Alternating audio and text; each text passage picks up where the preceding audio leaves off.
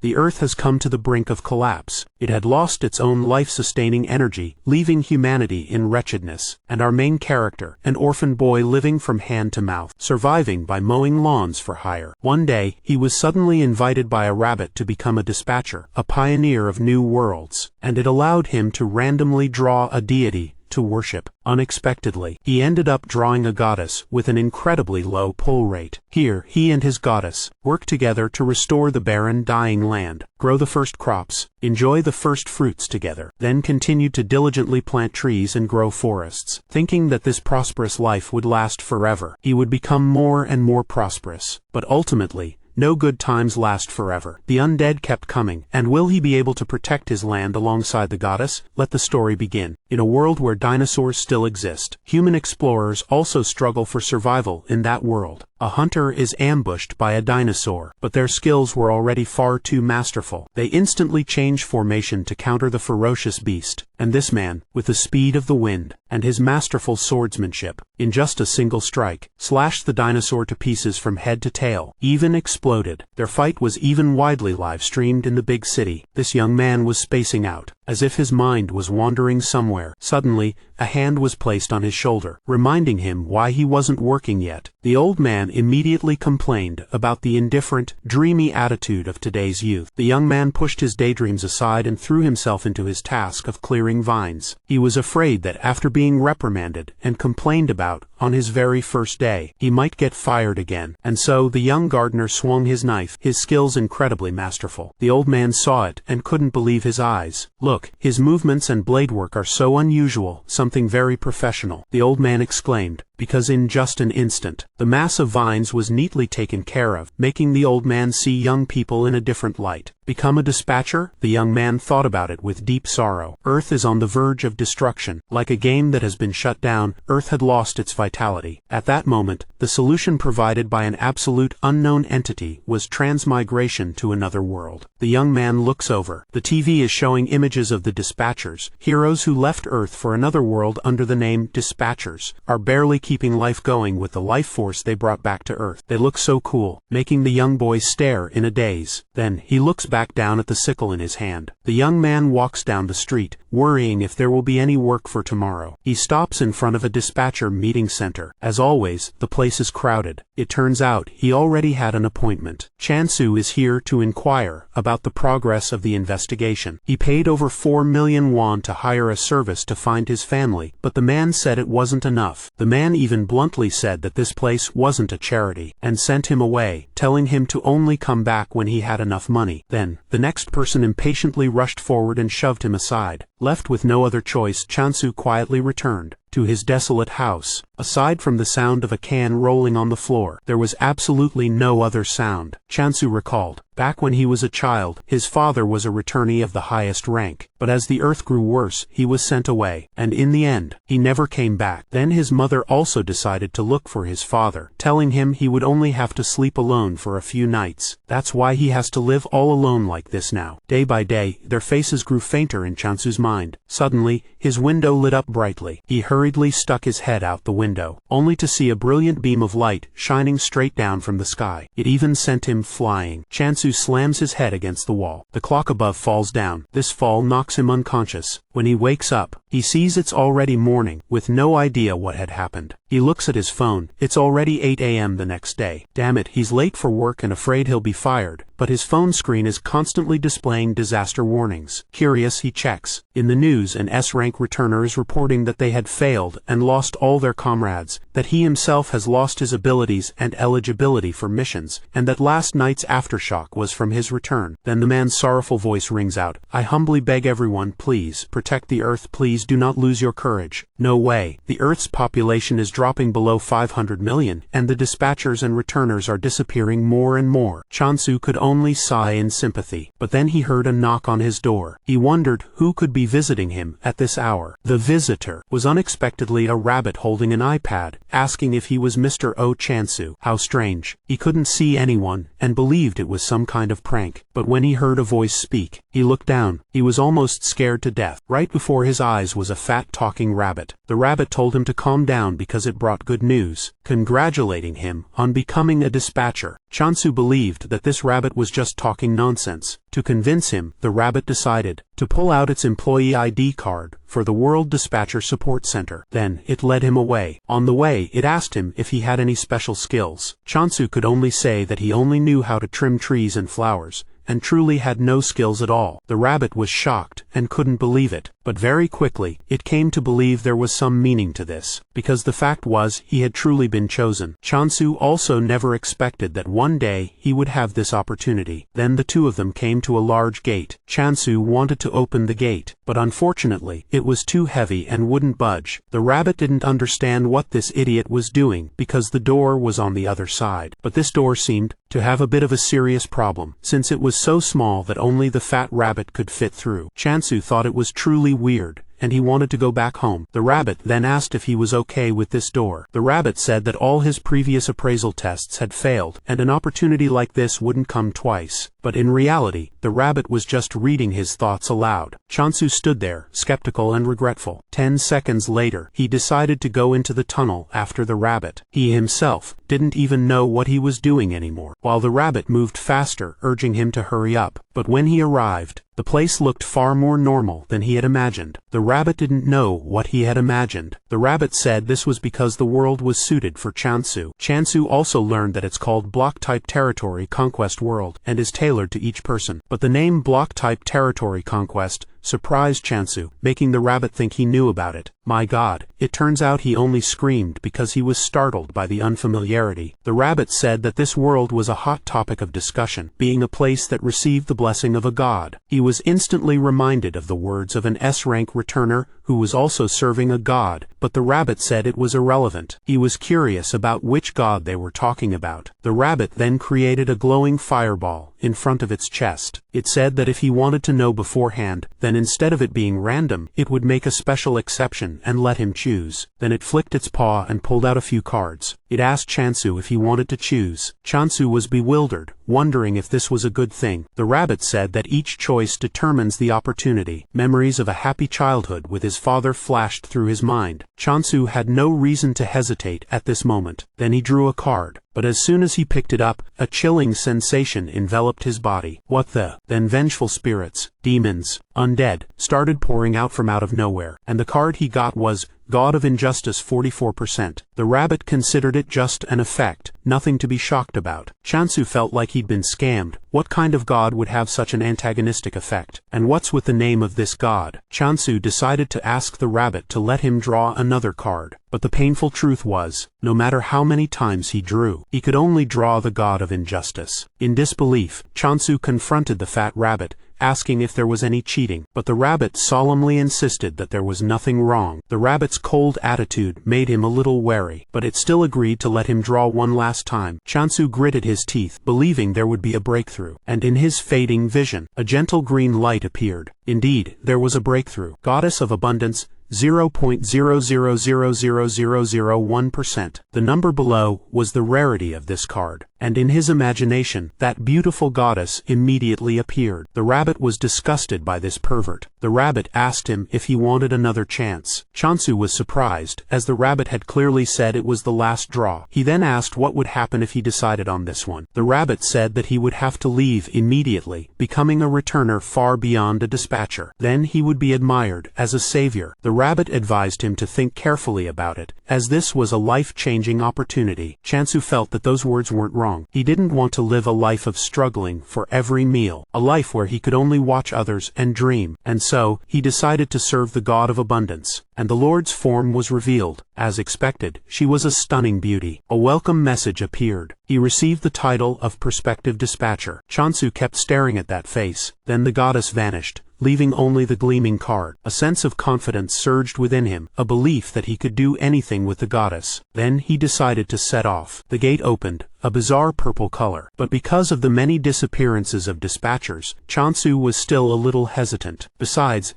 this gate doesn't look very welcoming, does it? The rabbit insisted it was very beautiful, while in Chansu's eyes, it was a deadly black hole. All right, Chansu firmed up his resolve once more, determined to succeed. but the rabbit suddenly pushed him in, without warning. That damn rabbit. The rabbit now seemed regretful, for it had interfered in this matter. That was clearly forbidden, but it seemed the rabbit couldn't abandon its god. Appearing before Chansu now was a 78% loading screen. God's percentage means the size of influence. What does that mean? Damn it. So that 0.0000001% was just the percentage of influence, and not the draw rate? Then he was thrown to the ground. It seems he really got scammed in this deal. You look over there, and see this place is a desolate ruin. Chansu was desperate, believing that he was done for. What kind of Lord of Abundance has a world in ruins like this? A system panel appeared from behind. The system welcomed O Chansu, the Apostle of Abundance, to the world and instructed him to conquer territory, requiring him to occupy as much land as possible. Of course, Chansu didn't clearly understand what he needed to do. He would observe his surroundings before seeking out the Lord of this place. Suddenly, he saw something at his feet. It was a grass sickle. Who would leave it here? But regardless, it was also his only bread-winning tool on earth, so he was very happy to find it. Then very quickly, a ferocious roar rang out from behind him. The cowardly Chansu believed he had really encountered a monster. He hadn't even met the goddess,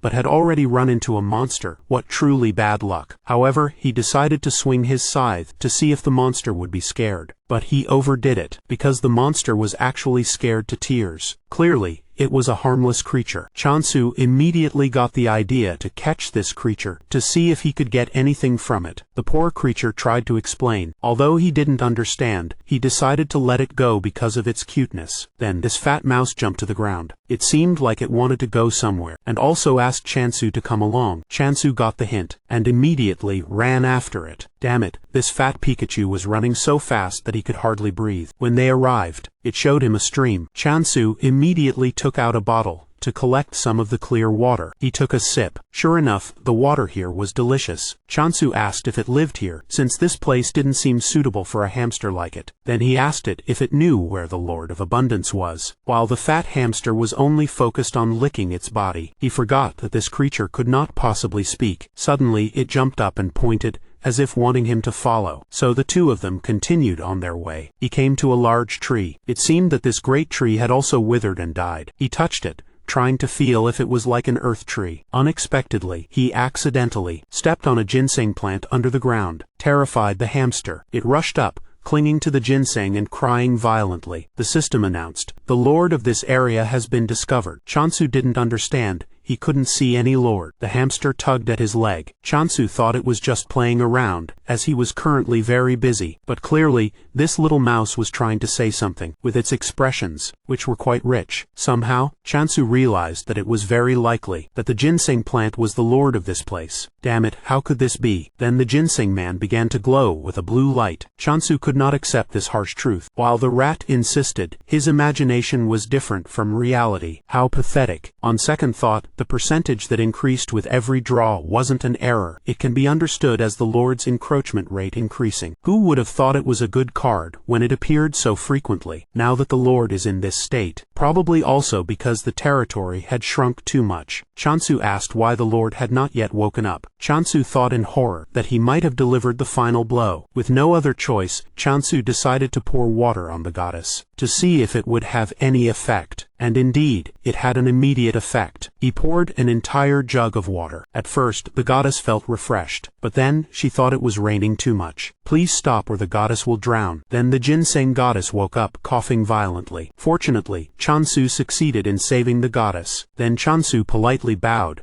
saying she was an apostle of abundance. But bowing to a lord like this, Chansu wasn't used to it yet, and the ginseng girl couldn't even move properly. While at a loss, the system introduced tips on using skills to get stronger. Blessing of abundance. There's no explanation, but just looking at it, this must make crops abundant. Decapitation deca. Pitation? Why does it sound so sinister and evil? Chansu imagined the god of abundance making him behead the capitalists to make the world prosperous. How horrifying. But on second thought, there's no way the Lord of Abundance would make him do something like that. Really? The Lord clearly just made a gesture implying an execution, didn't they? And this ginseng girl's expression was incredibly grim. Chansu guessed that the Lord's blessing power must be related to agriculture, such as crop cultivation and animal husbandry. Suddenly a light shone from behind, and a hamster was dancing with joy. Could it be that even this fat mouse is a link in all of this? Looking at its innocent face, but Chansu could only say sorry, because as an apostle, he had to behead this useless hamster at the goddess's command. Instantly, the hamster ran for its life. It quickly scurried behind the goddess. Chansu the executioner approached, saying he was only reluctantly doing this for the goddess's sake. But it seemed there was some misunderstanding here, and what suddenly appeared from behind horrified the two of them even more. A stinky, muddy foot. Even Chansu was terrified, because this is a hideous monster. The hamster,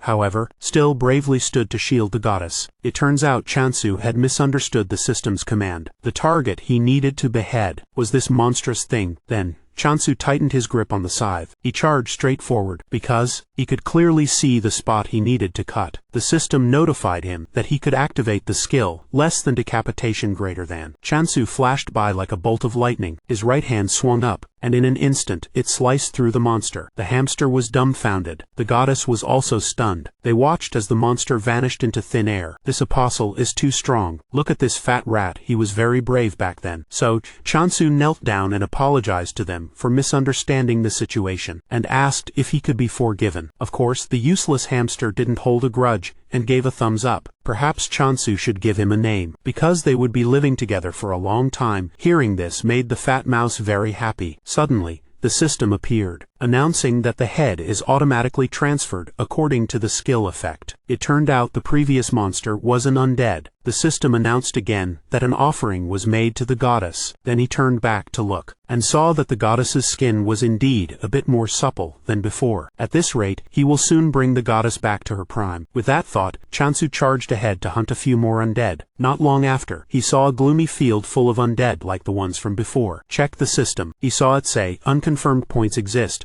Points are used for world system usage." What does this mean? But it seemed this was a good thing. But first, he needed to deal with the horde of undead behind him. Luckily, he had a skill that, despite being very powerful, was easy to use. Another thing was that the monsters moved very slowly. Decapitation activated. His slash cut through 3 monsters at once. As it was a piece of cake, Chansu decided to kill 100 of them first, and the system began to count. After that, the master and disciple returned. The hamster seemed very proud. It described the battle as if it had fought itself, but it didn't forget to snuggle up to Chansu as if to thank him. Chansu had already defeated 101 monsters, but why were these undead so easy to destroy? He would continue hunting and investigate this matter further. But when they saw the goddess, both were surprised to see the goddess was even more fresh and vibrant than before, with a flower about to bloom on her head. Soon, the goddess would return to her true captivating form. The goddess signaled to him, and led him to the large, withered tree. The ginseng wanted Chansu to lift her onto the tree. Like this, the goddess touched the old tree trunk, and asked him to do the same. Then they both placed their hands on it. Now Chansu could use the skill, Blessing of Abundance. When the blessing was cast, points would be consumed. At the same time, a green light flashed, signaling that the blessing process was in progress. Chansu understood that the points he had earned from hunting monsters would all be used here, but it didn't matter. He would use them all for this. The large, withered tree suddenly burst with life, its leaves growing lushly. Its canopy spread wide, a lush green. It even grew ripe, juicy fruits. Everyone gaped in astonishment. Look at these apples. They are not only big, but also look extremely delicious. These must be the primordial apples,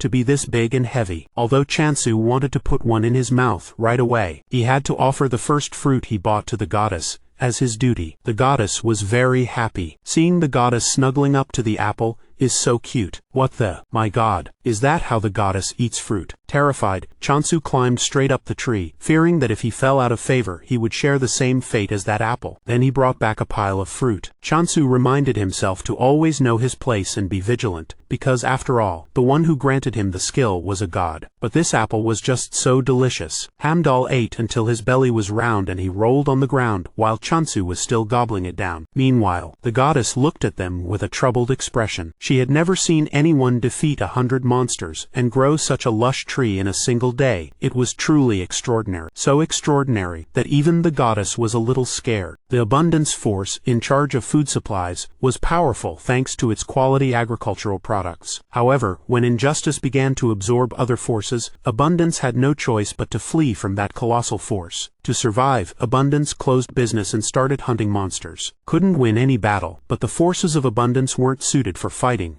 As a desperate measure, they modified the basic skill, less than harvest greater than, into less than decapitation greater than. But even so, abundance was bound to fall. Less than decapitation greater than isn't a combat skill that cuts off the heads of living monsters. It's a skill modified to bring back the heads of dead animals or monsters. Abundance and warriors don't have good compatibility, so that was the best we could do. Of course, if someone is incredibly strong, it wouldn't be impossible, but the goddess looks at this guy, felt a chill. The goddess couldn't understand how such a talent for killing had ended up here. Anyway, it was fortunate that this child now belonged to the goddess of abundance. Chansu suddenly asked, because the goddess showed an unusual attachment to him, even declaring she would not share him with anyone else. This only horrified Chansu, who feared the goddess would absorb him. Evening fell. Chansu returned, carrying a basket full of large apples. The goddess had also fallen asleep. He laid her down on the high stone platform, and praised Hamtal for working hard today as well. Suddenly,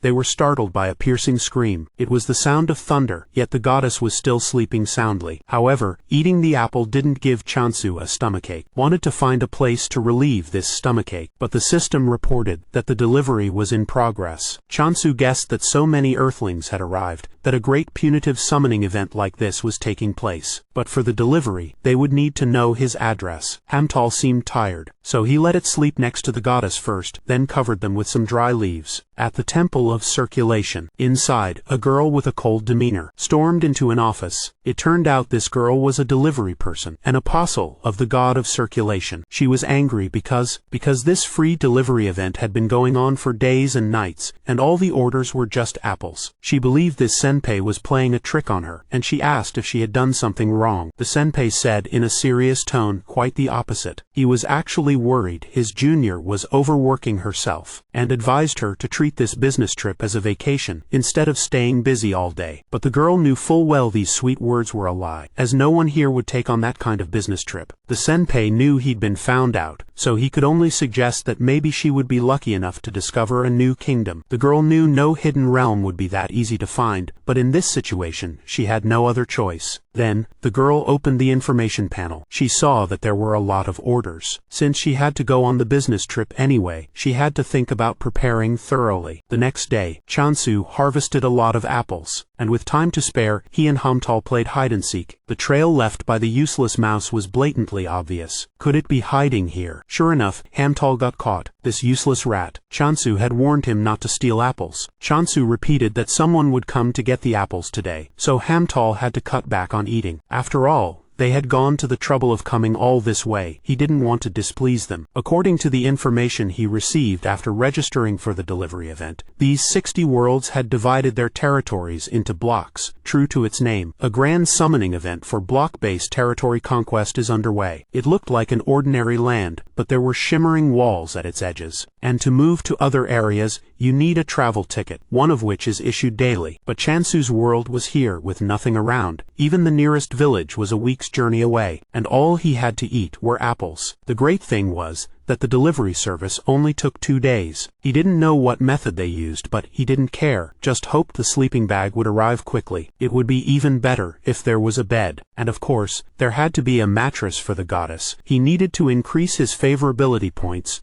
to avoid being absorbed into a mummy by her. Alright, it was time for some hard work. He picked up his scythe. In front of him, several hundred undead monsters were lined up. He believed this horde was truly undying, as they had come in similar numbers yesterday. But to describe it correctly, they had respawned. His scythe flashed as he swung it. One streak of light, then 2, then 3. The horde of monsters was quickly wiped out. But this time, he was careless. He let one monster launch a surprise attack. No, that wasn't it. They had just gotten a bit faster. But even so, they still posed no major threat to Chansu. This scene of destruction was accidentally witnessed by the female apostle of the god of cycles. The girl turned pale. I don't know who those 2 dangerous freaks are. Undead, they were once the main target of hunting because they gave more points than regular monsters. But even after killing them several times, they revived stronger the next day. And it was revealed that they're persistent monsters that follow you even if you move blocks. They even leave curses on their targets that eventually lead to downfall. So now they've become everyone's avoided target. What kind of crazy person is this? The girl was curious. Aren't they afraid of the consequences, and she didn't see any signs of curse purification either. Could it be a swordsman? But why would a swordsman be planting apples? Putting her curiosity aside, the girl decided it was better not to provoke them. Below, Chansu was surprised to see that his earned points had increased by a total of 10% from 2 days ago, with an additional 5% each day. Each apple required 1,000 blessing points,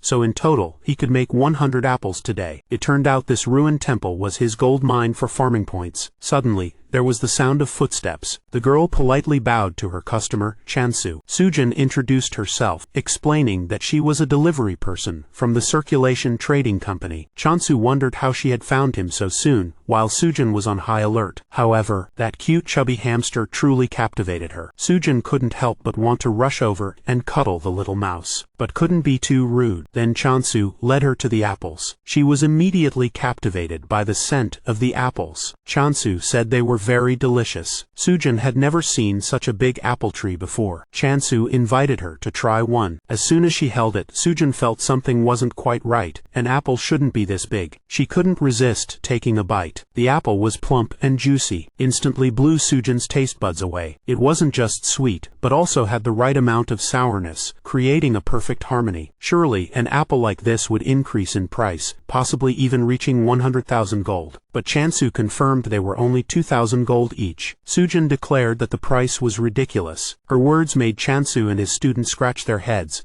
worried that they had priced it a bit too high. So he was about to ask again what he should sell it for. 20,000. Sujin told him to sell them for 20,000. What the? The sincere remark that he could sell them for 30,000, even if he supplied them exclusively to department stores, almost made Chansu and Hamtal faint. Overall, in Sujin's observation, this was a client with excellent potential. It wasn't just about the quality of his apples. This apple was indeed the best fruit Sujin had ever tasted across all worlds. So, of course, its value also needed to be appropriate. And so she took out the papers and recalculated with the new price. Now, they were going to make an official contract. Then, she handed him the pen. Chansu tried to read. Then he smiled with satisfaction. But it seems he proactively revised the profit-sharing ratio. He increased it in the other party's favor, because Chansu also wanted to do long-term business with such an honest partner. He extended his hand. Sujin, after a moment, also shook his hand and thanked him for signing the contract with their company. Then, it was time for her to deliver the items he had ordered. From inside the small pouch, a box of items came out,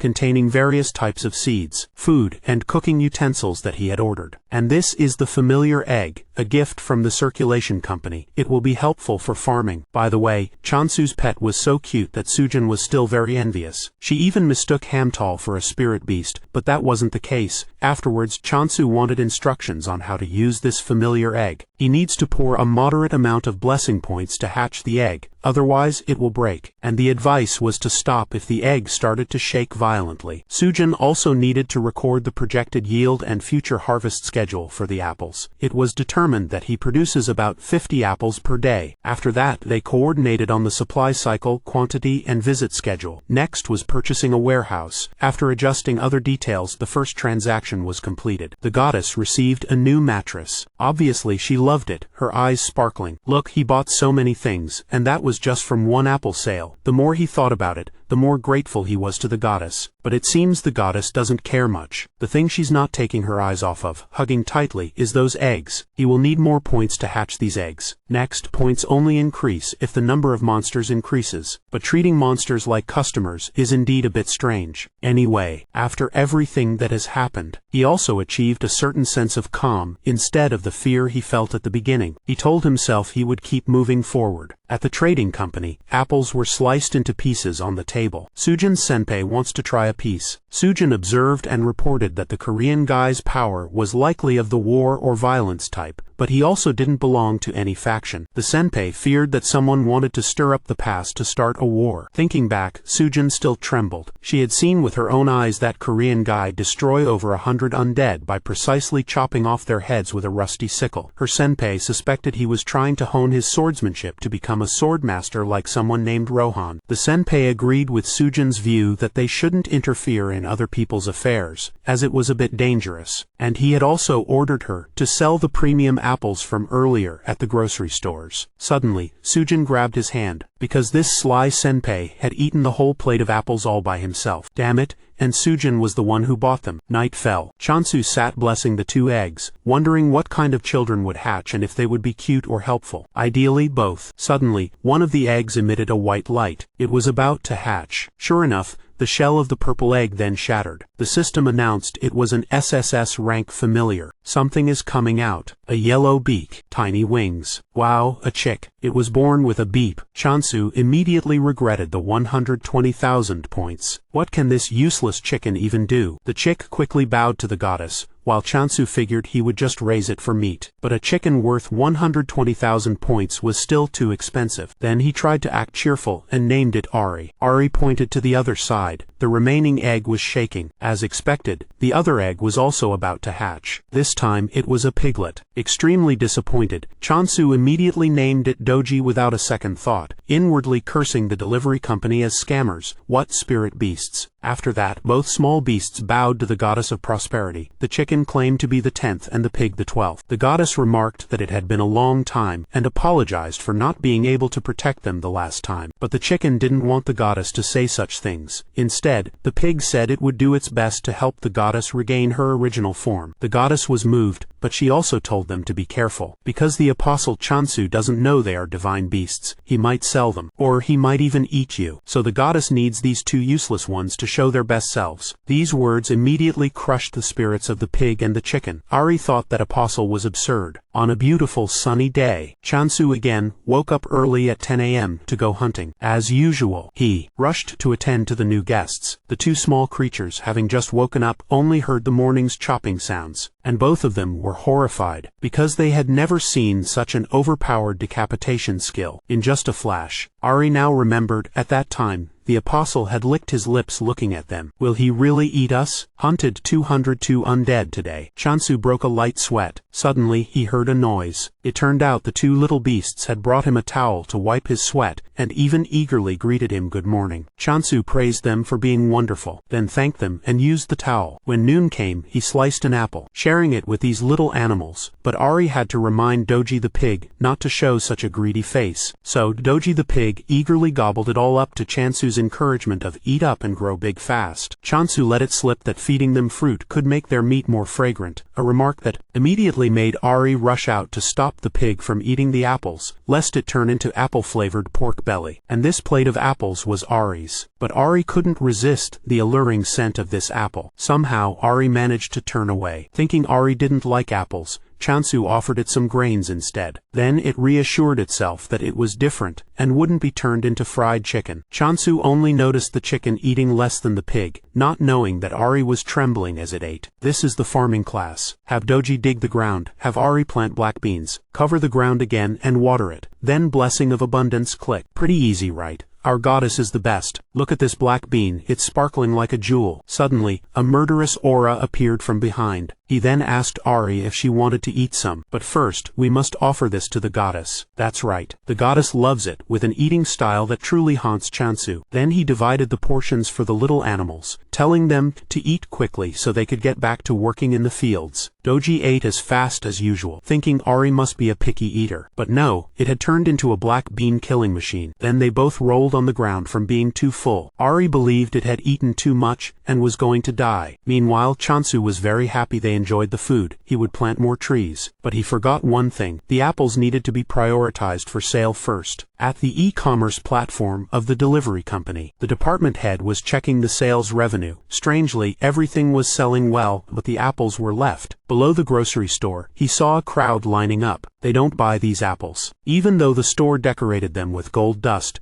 and cushioned them with winter bird feathers, naming them Emperor's Apples with a price of 200,000 gold. The price of the apples was too high, making people curious but afraid to buy. Unable to set up a tasting counter, it was difficult to spread the word about their deliciousness. Suddenly, he saw a scene. The crowd was also surprised, because someone had come and bought all the Emperor's apples. So the manager decided to go and take a look, because the salesperson said that someone had tasted one and then bought them all. The crowd realized this seemed to be Rohan, a renowned dispatcher. The department head was startled. Isn't Rohan that peerless swordsman? He even bought all of their apples. This will definitely be hot news. Shortly after, this sensational news was twisted, misleading netizens into believing that swordsman Rohan's daily training diet had been put on the market. The department head panicked. He then rushed to call and reprimand the company's writer in an attempt to salvage their reputation. Suddenly, the phone rang again. He feared it was someone calling to reprimand him. But no, it was a pre-order for 100 boxes of apples. A week went by, and Chansu was living quite prosperously. Everyone was well fed. It was his turn. He had added potatoes and sweet potatoes to the menu, believing that they would be just as delicious as the apples. He peels the potatoes, then slices them thinly. The fragrant aroma of the potatoes in the pan spread. The pig couldn't resist, and immediately came closer. It was drooling all over the place. Truly, as greedy as a pig. But this pitiful face made Chansu give in and feed it some black beans first, just as Sujin arrived. She greeted him loudly. The girl noticed that the spirit beasts had all hatched, while the little beasts were gathering to shield the goddess. But Sujin came to bring good news. Turns out, the apples sold for 200,000 gold had been completely sold out, and they were only sold for 2 consecutive days. Regular apples only cost 990 gold. Could there be that many rich people? He only got a 30% profit, meaning 60,000 gold per apple, by selling 50 apples a day. Chansu's quick calculation showed it would be 3 million gold per day. His eyes lit up when he calculated that he could earn 1 billion gold in a year. Damn it, a wealthy life was no longer far off. Chansu fell into a daze right on the spot. If that happened, he would have enough money to search for his parents. Chansu knew the vendor fees at the mall were quite expensive, so Sujin also wanted to support him by asking for a reduction in those costs. But Chansu feared that the Emperor Apple bubble wouldn't last. He feared it was just a temporary trend. After all, a price of 200,000 gold was too unbelievable. But Sujin reassured him that the market was huge. With 1 million potential customers, serving them all at 100 orders a day would take 27 years. While the two were talking, the small animals were still shielding the goddess. Now, Sujin gripped Chansu's hand tightly, asking if he could increase the number of apples. Chansu was hopelessly single, so her action made him blush, and he hurriedly asked if they could try other crops that were just as delicious as apples. This made Sujin grip his hand even tighter, wanting to see them immediately, causing Chansu's fingers to bruise. Just then, the pot of food he was cooking was ready. First was the boiled potatoes. Sujin picked up a piece. She blew on it to cool it down before putting it in her mouth. She had never tasted a boiled potato that was so naturally sweet. Adding a sprinkle of salt made for a perfect combination. Even the skin had a savory aroma, and the texture was perfectly fluffy. In addition, Chansu also has pancakes and French fries. Look at the piece of pancake being torn open, sandwiched with French fries like this. One bite and it tastes like something from a fine dining restaurant. She said the French fries here are so delicious, they could be a main dish on their own. The star of the show was what made Doji go wild, the water sweet potato. The little animals couldn't hold back,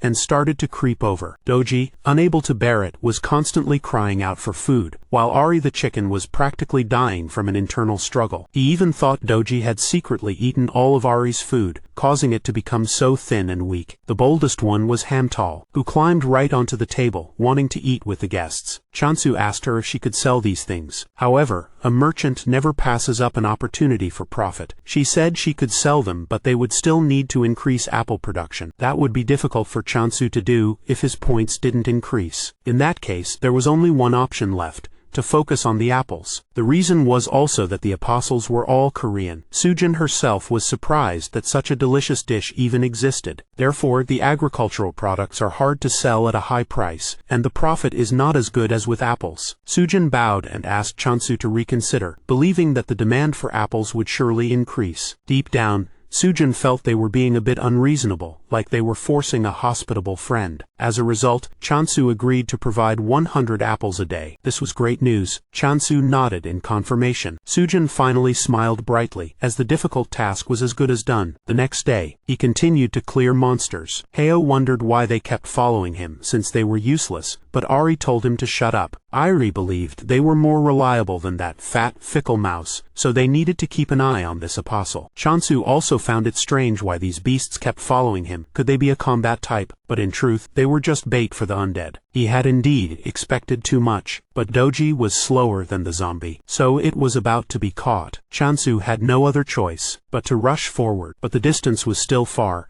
and this sickle was too short. Airi was too terrified to look, and when she opened her eyes, she saw Doji still alive, and the monster had vanished. Chansu didn't understand. His scythe was clearly too short to reach, or had the skill's range been extended? He wondered if the skill had been upgraded, so he slashed at two more monsters behind. A single slash unleashed a crescent-shaped blade of light. Indeed, the skill had been upgraded. Less than mass decapitation greater than has been activated. The range of skill less than decapitation greater than becomes wider. Mass decapitation? That name sounds truly terrifying. Regardless, the most important thing was that the attack range had been extended. He could kill more monsters. And so, Airi and Doji continued to watch in horror as the cold-blooded apostle slaughtered the undead. Then, they quickly ran back to report to the goddess that the increasingly violent apostle was on a frantic slaughtering spree. The chicken believed they should enhance their remote communication abilities. But the goddess didn't have that skill to grant. This chicken was just terrified of being eaten. The pig asked the goddess if she had granted that guy the mass beheading skill. The goddess was also taken aback. Apparently, she didn't even know about this. How terrifying. Even the goddess had never heard of a skill called mass decapitation, wondering if this apostle was the Grim Reaper. As if suddenly remembering something, the goddess said she understood. Before the pig could even blame the goddess, it was kicked away by Airi. Then Airi asked the goddess what on earth that was. The goddess said that the apostle's skill seems to have grown. As you know, less than decapitation greater than is a skill made by modifying the less than harvest greater than skill. Do you remember when the skill grew, area harvest became possible? Similarly, the less than decapitation greater than skill seems to have evolved into the less than mass decapitation greater than skill. These words made the other two even more horrified, unable to believe that a first-year apostle had already mastered such an overpowered skill. But the goddess also praised Chansu as a precious child. Thanks to him, they were able to grow and talk like this. Then the goddess patted the little chick's head and promised to grant the communication skill after the apostle returned. Sure enough, he returned soon. The goddess was also eager to talk to him, but she couldn't think of what to say, and she was wondering whether she should reveal that the others were divine beasts. After that, he received a new skill from the god of abundance, and he was given a choice between two skills, less than promise of abundance greater than and less than communication greater than. The goddess was confident that he would choose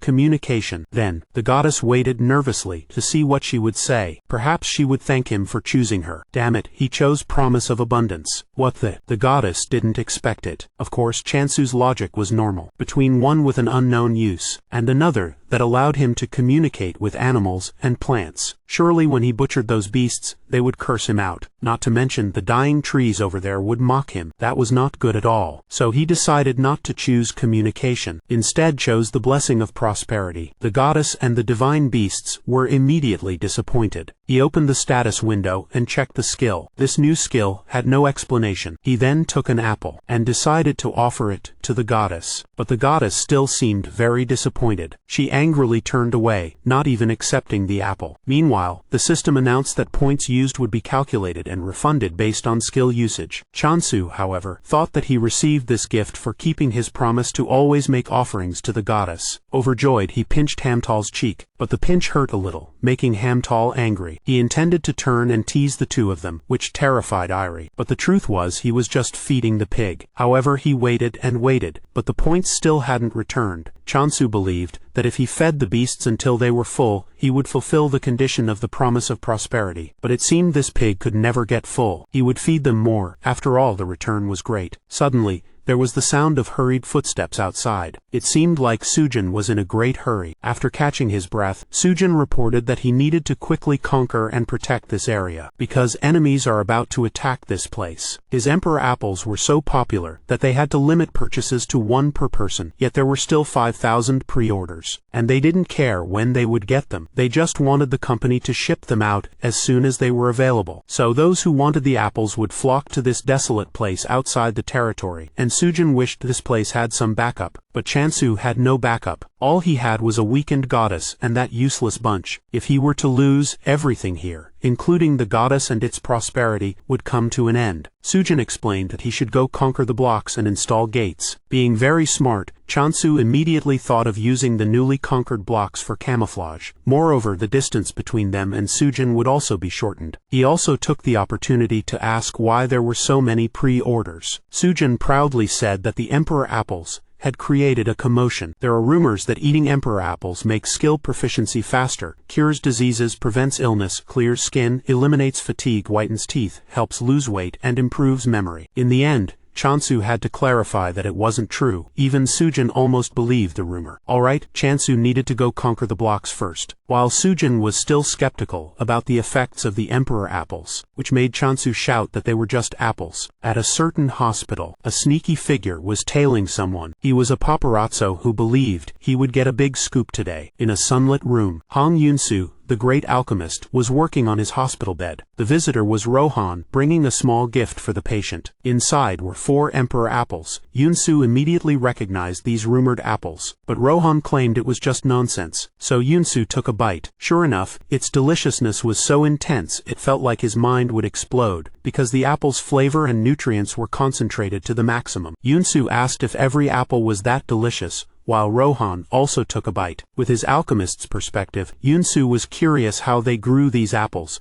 even with the use of special fertilizers. But he suddenly realized that this asshole best friend of his was eating the patient's share. Annoyed, he pulled out his phone, declaring he had nothing but money and would buy the apples for himself. But in response, there was only an apology from the Tuanhon exchange, as it was already overloaded. Shaking with anger, Yunsu told Rohan to quickly sell some apples back to him. But this rotten friend declared that he had nothing but money. This scene of them arguing over food was immediately captured by a paparazzo, and another news report was born, stating that Grand Alchemist Yunsu was cured of his illness by eating the Emperor's apple, and raising the question of whether this apple was a miracle cure. Even the scene of the two of them cursing at each other was mercilessly edited. The sales manager of the Tuanhon company was boiling with anger. This was just adding fuel to the fire. Chansu went to the goddess. He announced that he had to go conquer more blocks, and would return before evening, making the goddess a bit startled. He told Irie and Doji to protect the goddess while he was away, but it seemed the goddess did not agree. She stubbornly clung to his leg, wanting to stop him because it was too dangerous. But this made Chansu misunderstand. He thought that these beasts, and the goddess as well, were all sick of starch and plant-based protein. So he decided to eat meat, even though he didn't dare to before. The beef should be fine. He went into the storeroom, believing it was the goddess's will. After rummaging for a while, he found some frozen cuts of beef. These were truly precious cuts of meat. On Earth, there was only lab-grown meat. Then he started to cook. Just by smelling it, you could tell this meat was on a different level. Doji was instantly captivated by the aroma. Irie immediately criticized Doji, calling him a gluttonous pig. The goddess was just angry. Chansu thought that the goddess was angry from hunger, so he tried to make the food faster. Then he offered it to the goddess. But the goddess immediately threw the piece of meat down, looking even angrier. Could it be that the meat was spoiled? So he tried another piece. Although it was quite tasty, but it didn't feel like eating an apple. Instead, there was a sense of disappointment. Chansu thought that was the reason why the goddess refused to eat. The goddess's eyes even welled up with tears. She just wanted her apostle not to leave. Unfortunately, he didn't understand, and decided to go find better meat. In the middle of that night, everyone was fast asleep. Only the goddess was still waiting for him to return. Chansu finally reached the very end of the block, and found the boundary of this place. He discovered that the space was rippling and not continuing. The system asked if he wanted to move to lot 35N in block IOE. The suggested travel tip was to move at midnight, as the travel ticket would be restored. The lantern suddenly went out. Then, another space appeared, completely different from where he was. But suddenly, something flashed past above his head. A swarm of insects. They looked like aggressive bees. They rushed in to attack him. He thought they were a swarm of bugs, because their size was too small. So beheading them was very difficult. You think we need to go back. But when I touched the barrier, suddenly the undead passed through. He didn't expect this to happen. Could it be that they came to protect Chansu? That's just wishful thinking. Fortunately, the undead seemed to be bothered by those bugs. He stopped, and decided to take this opportunity to deal with the undead, to clear an escape route. In the end, Chansu also barely escaped. The system reported that he gained bonus points by defeating grown monsters. Chansu wondered if the bugs killed by the undead would also be counted as points for him. If so, this would be a gold mine for farming points, and the number of these undead customers also increased. Chansu had gotten so used to farming the undead that the more numerous and stronger they became, the happier he was. Meanwhile, Sujin was about to drown in customer complaints, and the department head was always anxious about the effect of the false rumors. With no other choice, he could only decide to ban any mention of issues related to the Emperor's apple, ignoring all calls and interviews. That's right, it was better to let things get chaotic than for them to die from stress first. He also took this opportunity to teach a lesson to the rumor mongers. But what he didn't expect was, a blade was held to his neck from behind. He thought Sujin was joking, and he could only hope that she really was. Then the guy behind him joked that it was just a greeting. That person was the renowned swordsman, Rohan. How could this guy suddenly appear behind him? It turned out Rohan had gone to see their boss for information, but it was no use, so he sought out the department head. And the information he needed was the whereabouts of the one who grows the imperial apples. This look made the department head tremble in fear. He immediately hid behind Sujin, forcing her to explain. Unbelievable that a senior would hide behind his junior like this, but he said he had a wife and kids. It's true what people say, you should never trust any senior. Sujin then bravely stepped forward and declared she would never sell customer information. Then Sujin bit her lip, trying not to burst into tears out of fear, so Rohan threatened to draw his sword. The other two couldn't help but hug each other, screaming for their lives. The sword blade stabbed into the ground. Rohan let go of the sword. He decided to search for it himself, using his intuition. What is this guy talking about? But rumor has it that he really does solve a lot of problems with his intuition. That's really hard to believe. 2 days later, he waited and waited, but no one came. Previously, Chansu had warned him that a swordsman would come, and he'd also heard that swordsmen had no movement restrictions, yet for some reason this one still hadn't arrived. Suddenly, the system issued an alert that someone was entering the block. Speak of the devil. But strangely, still no one came out from that door. A game glitch? No, he dismissed that doubt. So he decided to take a look around. After a while, he saw a rift of light flared up. Did this guy just break the barrier? That was indeed the case. Rohan emerged from the rift and directly asked him if he was the apple grower. Chansu asked if the man was Rohan and then introduced himself. This man had indeed come to buy apples, and he wanted to buy 200 apples at once. The number was so large that Chansu was alarmed. Rohan was aware of this as well. He even accepted the market price of 200,000 gold per apple, and even though there was no packaging service, he accepted it all the same. Chansu thought it would be better to reduce the quantity to 100. He led Rohan inside. Chansu found the man's demeanor incredibly calm, wondering if all swordsmen were like that. But no, he wasn't truly calm. Chansu said he would take down 50 first, then use the blessing of abundance skill to create succulent apples. Lots of apples grew. He told Rohan to wait while he harvested, but Rohan told him to back away quickly. Then Rohan rushed forward, slashing wildly at the tree. The red apples, under his sword wind, flocked into the spatial storage basket. He also received 10 million gold. After Rohan finished, he turned back and said he would visit next time, but Chansu called him back. He intended to use Rohan's power to move away from home to another place. Surely his power would be useful when encountering new problems that he didn't know about. So Chansu tried to start a conversation, asking Rohan if he wanted to check out some agricultural products. Unfortunately, he didn't like potatoes, not sweet potatoes either, and he wasn't interested in black beans. To make his prey leave sooner, Chansu became flustered. Only apples are left. He would give Rohan more apples, and said that to grow apples successfully, he needed to conquer other blocks. So he wanted Rohan's help and would pay him for it. Rohan was silent. This reason sounded plausible enough. Then he turned back. He held up 2 fingers.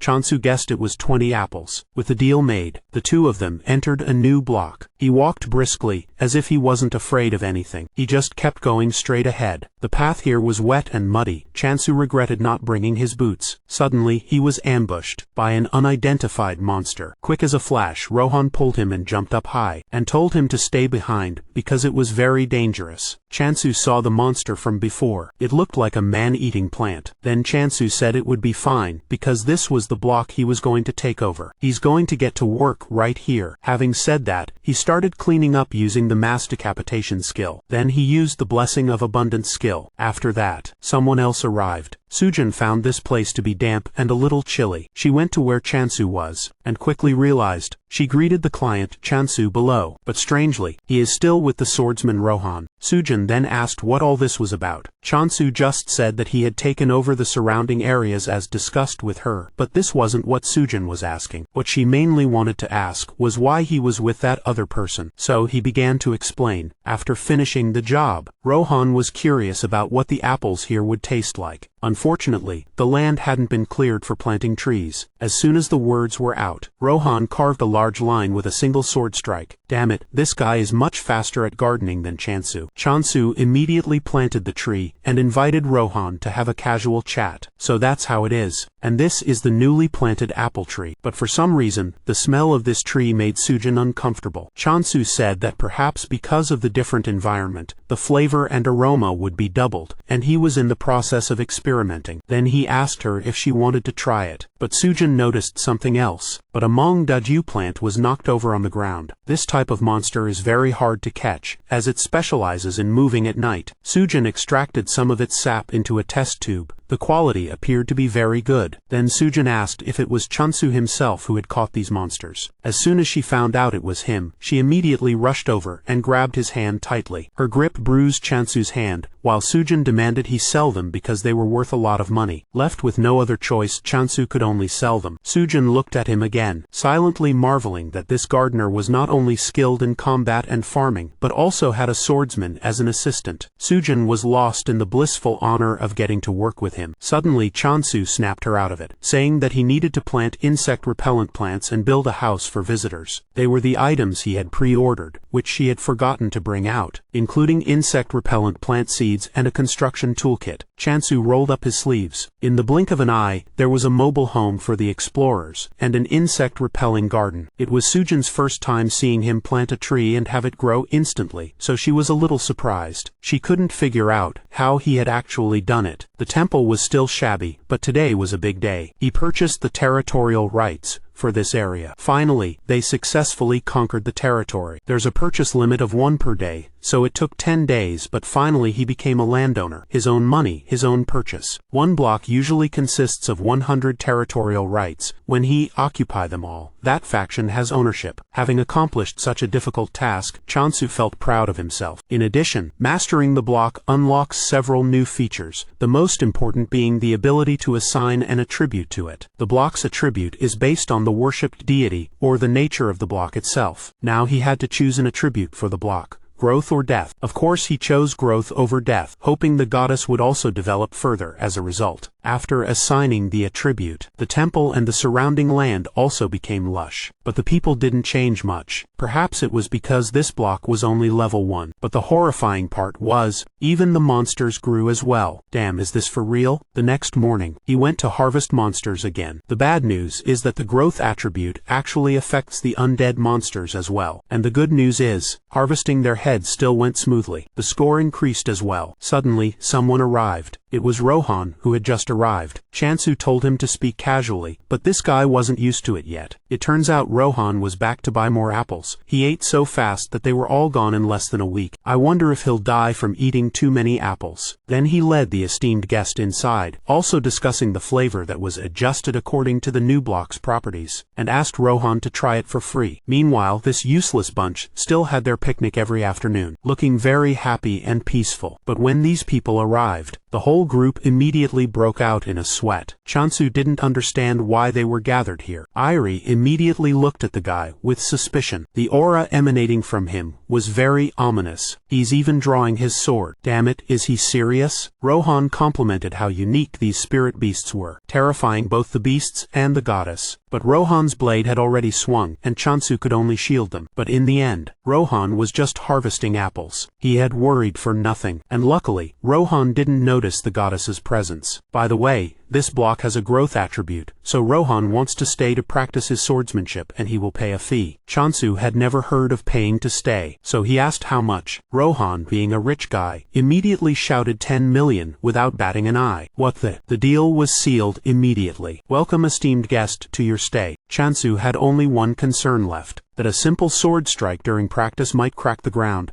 but Rohan said it wouldn't. Or that a storm might rise and sweep everything away, but Rohan also said it wouldn't. He didn't even need him to bring monsters. All he needed was a corner. This request was too simple. Chansu then said that he wanted something more than money. It was a guarantee of security from Rohan. The nature of this world is to conquer territory. Who knows when an attacker will come, while Chansu must become a glorious returner to Earth. But Rohan declared that he would only consider it if Chansu focused on enhancing the block's growth effect, and Chansu immediately agreed. And an additional privilege for Rohan was that he could buy apples individually each day. The little beasts seemed very worried. Doji pieced together what he heard, and guessed that the other guy would come to live with them. Meanwhile, the fat mouse and Chansu were overjoyed, as a master swordsman here would be an absolute shield for both the block and the goddess. It seemed the beasts were all introverts. Then he introduced the spirit beasts to Rohan, making the little beasts and the goddess pale with fear. To them,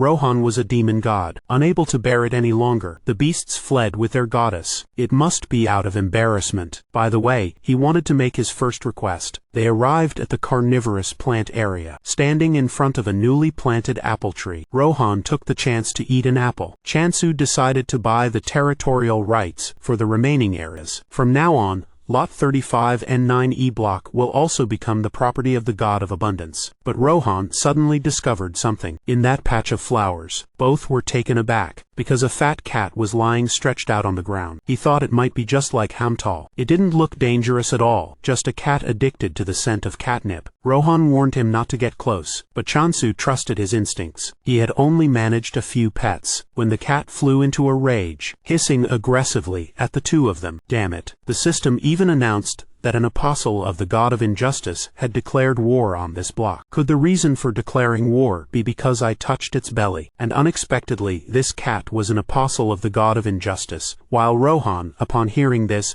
immediately called it absurd. But Chansu had clearly seen the system notification that this cat had declared war. Rohan walked away, because who would go to war with a cat? Rohan also said that if war has been declared, then those people will soon cross the barrier and enter. Chansu was a little worried because he had only killed monsters, never people. Rohan simply remarked that it was fine to kill them. He even emphasized that it was fine to kill the injustice followers freely, because they will respawn at the temple. It's just like playing a game. If so, that's too much. It'll unbalance the game for other players. In that case, Chansu also wanted to see what they could do. Just thinking about it made Chansu's whole body burn with excitement. Rohan also promised to help if necessary. Then they quickly left, while the undead were swarming in. Following them were a few flesh and blood humans. They were calling for the grower of the Emperor Apple to reveal themselves. In the city, Sujin was still skeptical. She directly asked the swordmaster Rohan about Chansu's skill level, but because she wasn't specific, Rohan thought she was asking about the apple and said it was very special. Having a talent for both swordsmanship and farming was just too strange. While he was only around 20 years old, could it be that he was rejuvenated, and Chansu was actually someone who had gone through the second or third great summoning? Or was it the effect of an artifact? Artifacts are items made by gods for those close to them, or remnants left from dead gods, that allow borrowing